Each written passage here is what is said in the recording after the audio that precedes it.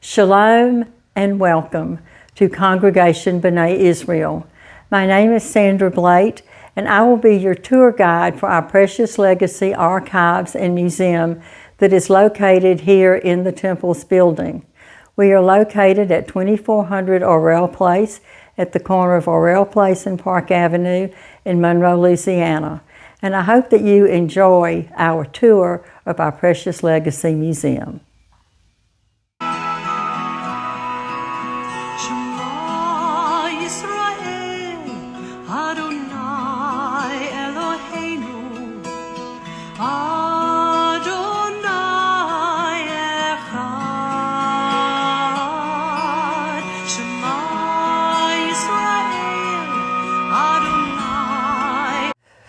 We are now in the Bessie S. Marks Library. It is the only library of Judaica for the 11 parishes of North Louisiana. In this library, you will see children's books and books of Jewish interpretation, and the one that I'm holding in my hands now, entitled The Cultures of Judaism, is one of those books.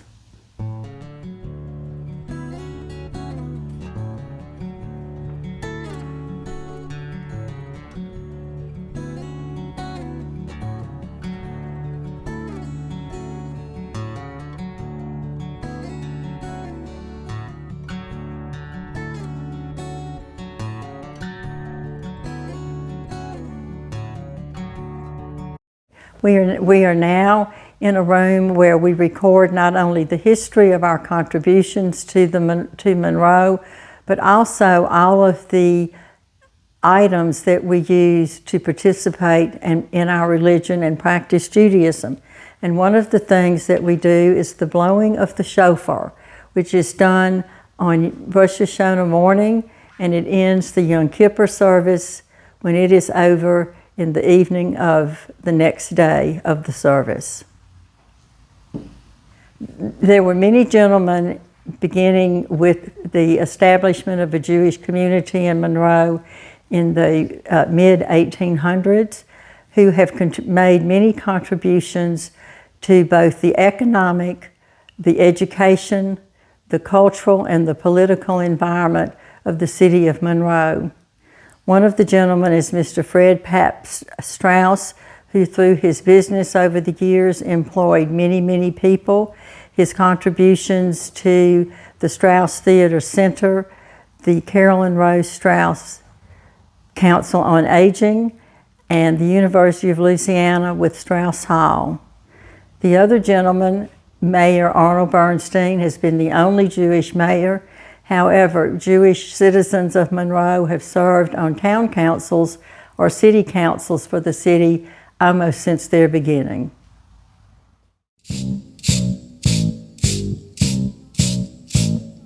This is the Army, Mr. Jones. No private rooms or telephones. You had your breakfast in bed before, but you won't have it there anymore.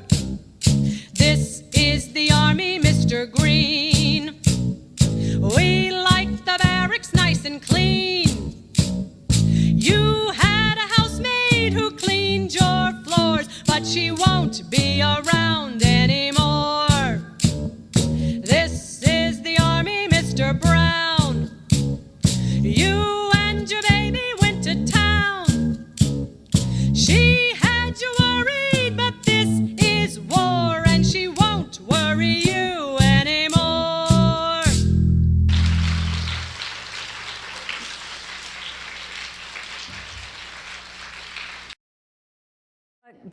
What we call this is really the military room, but we also have a little bit about Israel from biblical times to 1948 with a replica of the New York Times when it became a country, a modern country. And we also have Mr. Shirk Bogan's military uniform. We have a list of everybody who has served in the military, beginning with the Civil War, World War I, World War II, Korea, Vietnam, and those who served in between wars during peacetime. In this room that we call our military room, you're now looking at the uniform that the Gray Ladies, who were part of the Red Cross in Monroe, wore whenever they did anything that involved Red Cross work. During World War II, all of the ladies of the sisterhood did something, as did the families here in Monroe. My own family, the Dornbergs, would entertain some of the Jewish men for dinner on Sundays, or they would have them over in an afternoon when they were not busy out at Selman Field. But the Gray Ladies with the Red Cross did whatever was needed for all of the men out at the base. And the ladies of the Temple B'nai Israel Sisterhood did many things for the gentlemen who served at the base, as well as Rabbi Hirsch, as I've said earlier, who was the chaplain of the base. He did a Seder there, and they brought in kosher food for those men in the military who kept kosher.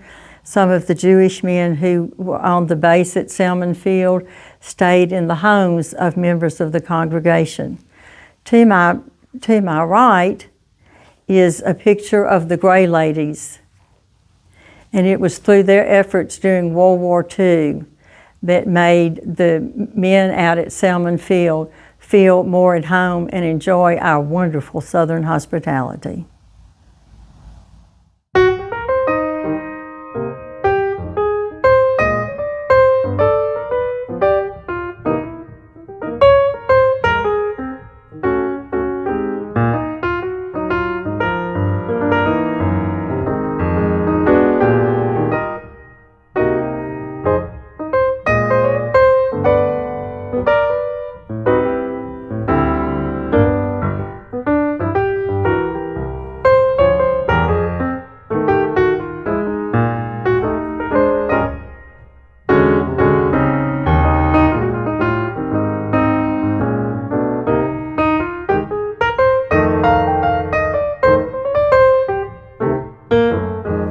We are now in our archives room where everything happens for the museum and the archives.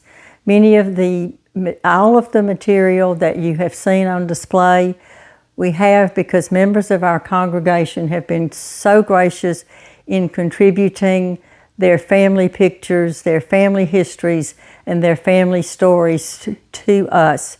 And now that newspapers.com is online, we are even receiving more information that will expand our archives and our museum. This concludes the tour of our museum and archives room, and I would now like to thank the following people who have made this possible: Mr. Chris Colbert, Rabbi Judy Ginsburg, Crystal Matthews, and Dovey Milstead. And we hope to see you soon for a taste of our Southern hospitality.